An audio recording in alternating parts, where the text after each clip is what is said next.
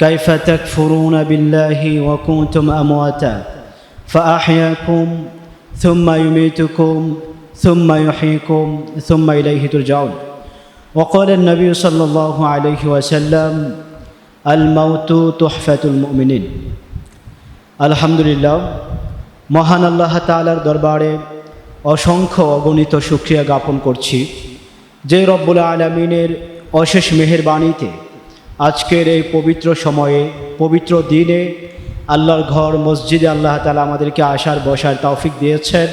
সবাই পড়ি আলহামদুলিল্লাহ।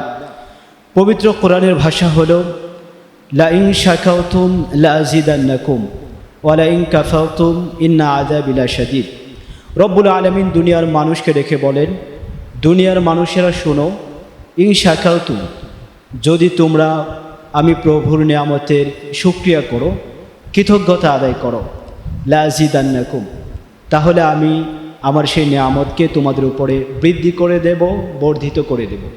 ওয়া লা ইন কাফারতুম, আর যদি তোমরা মুখ ফিরিয়ে নাও, অকৃতজ্ঞ হও, পিছনে ফিরে তাকাও, তাহলে জেনে রেখো ইন্না আযাবি লাশাদীদ, আমার আযাব বড় শক্ত, বড় কঠিন।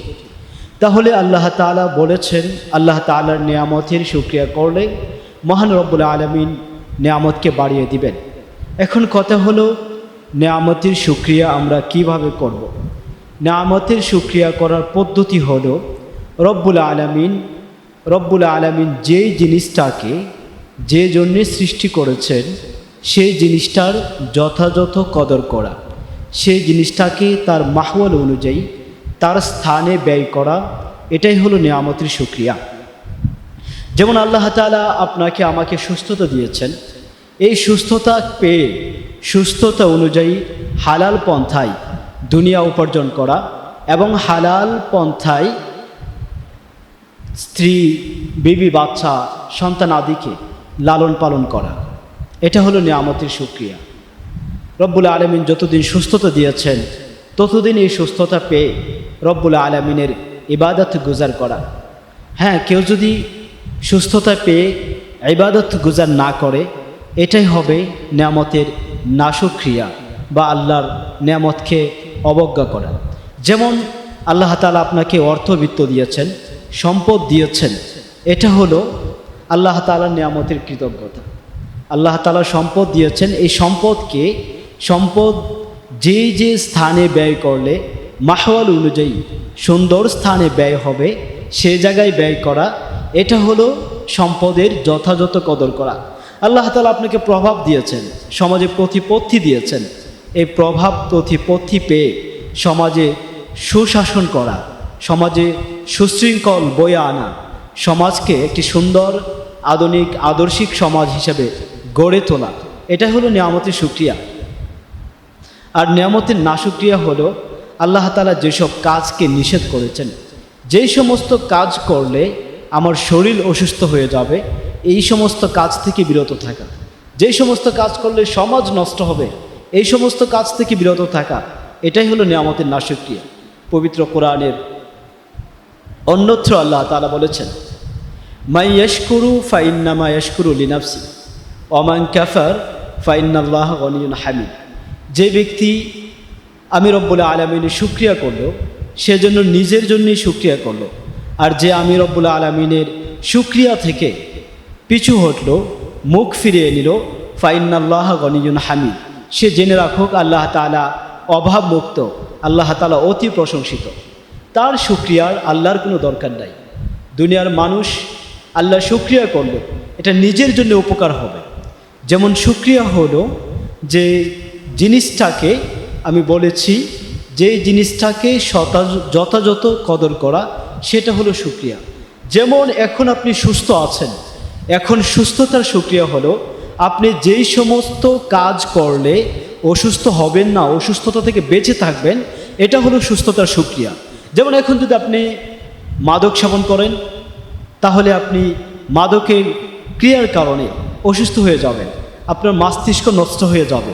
আপনি যদি মদ্যপানে অভ্যস্ত হয়ে যান, ইসলামে এটাকে হারাম করা হয়েছে, তাহলে আপনার মস্তিষ্ক বিকৃত হয়ে যাবে, আপনার শরীর অলস হয়ে যাবে, আপনার শরীরে বিভিন্ন রকমের রোগ বালাই দেখা দেবে। আপনি যদি স্মোকিং করেন, বিশেষ করে সিগারেট আছে, বিভিন্ন রকমের স্মোক আছে।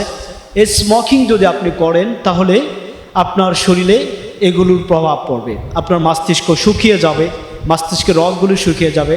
আপনার হার্ট স্মোকিংয়ের আগুনের প্রভাবের কারণে, ধোয়ার কারণে হার্ট আপনার পড়তে থাকবে, আপনার কলিজা পড়ে যাবে, আপনার শরীরের ব্লাডের ভিতরে বিভিন্ন রকমের ভাইরাস দেখা দিবে।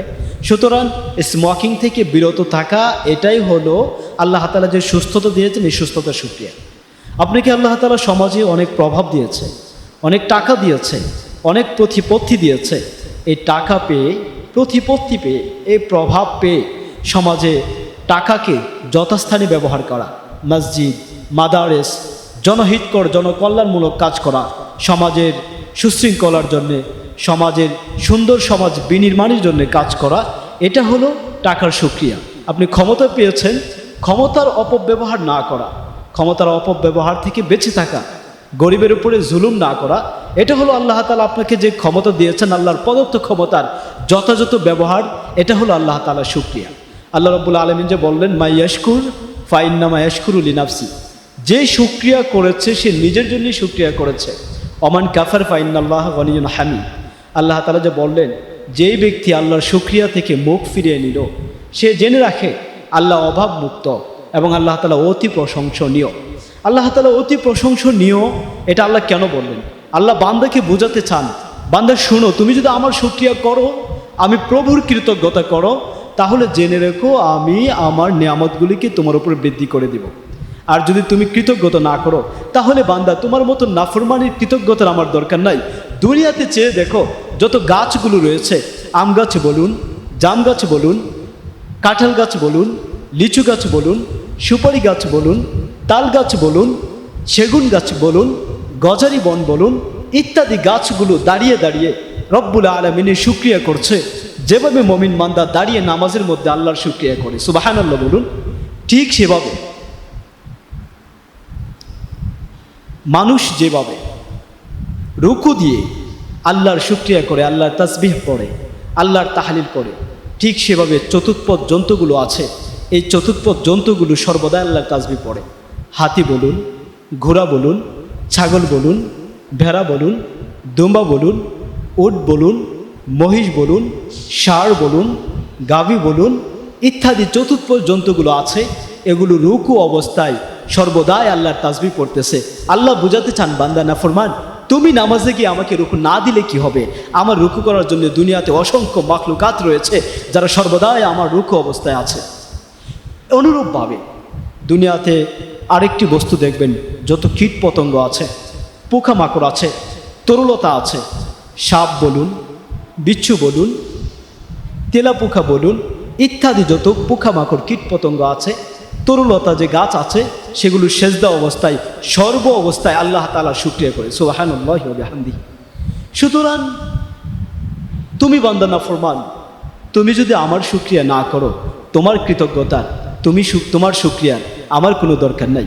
ইমাম নববী রাহিমাহুল্লাহু তাআলা রিয়াজুস সালিহিন নামে একটি হাদিসের কিতাব রয়েছে, যিনি ইমাম নববী রাহিমাহুল্লাহু তাআলা রচনা করেছেন। ইমাম নববী রাহিমাহুল্লাহু তাআলা রিয়াজুস সালিহিনের মধ্যে উল্লেখ করেছেন, পবিত্র কাবার ঠিক ওপরে আসমানে একটি ঘর রয়েছে। কোনো কোনো বর্ণনা মতে এই ঘরটি তৃতীয় আসমানে।